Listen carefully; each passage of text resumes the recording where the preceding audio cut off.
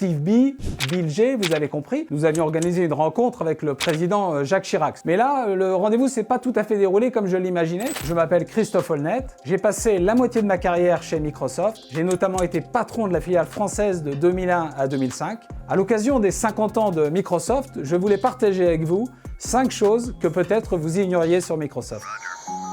Alors que Bill Gates venait de créer Microsoft quelques années auparavant, il a rencontré IBM qui préparait un futur micro-ordinateur et cherchait un système d'exploitation. Il s'en est procuré un, il l'a développé, mais plutôt que de le vendre en tant que tel en une fois, il a préféré proposer de vendre ceci sous forme de licence. Comme il avait négocié aucune exclusivité avec IBM, il a pu aller vendre ce même système d'exploitation aux autres ordinateurs, faisant de MS-DOS, puis plus tard de Windows, un socle fondateur qui était le socle standard sur lequel étaient les ordinateurs. En 1988, lorsque je suis rentré chez Microsoft, on m'a dit voilà, tu as un ordinateur sur ton bureau et on ne communique que par email. Et là, j'ai découvert ce qu'était l'email. Il faut bien voir qu'à l'époque, ça n'existe pas. Ça a commencé à se mettre dans les entreprises en France plus de 10 ans plus tard. On était tous identifiés par un petit nom, si je puis dire. Moi, c'était Chris A, Steve B, Bill G, vous avez compris.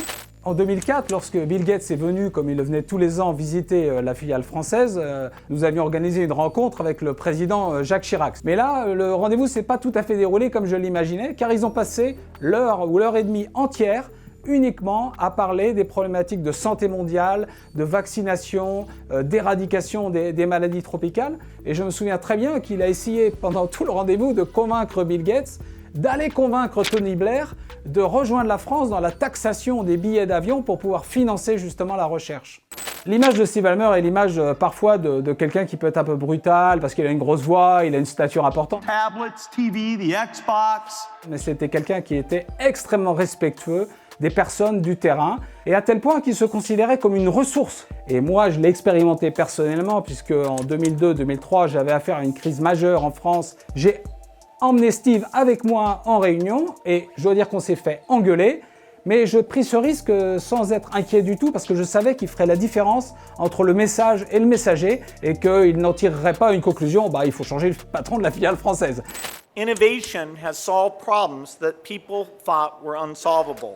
Je pense que chez Microsoft, il n'y a pas de culte de la personnalité. Bill Gates était un leader admiré, très respecté, bien sûr.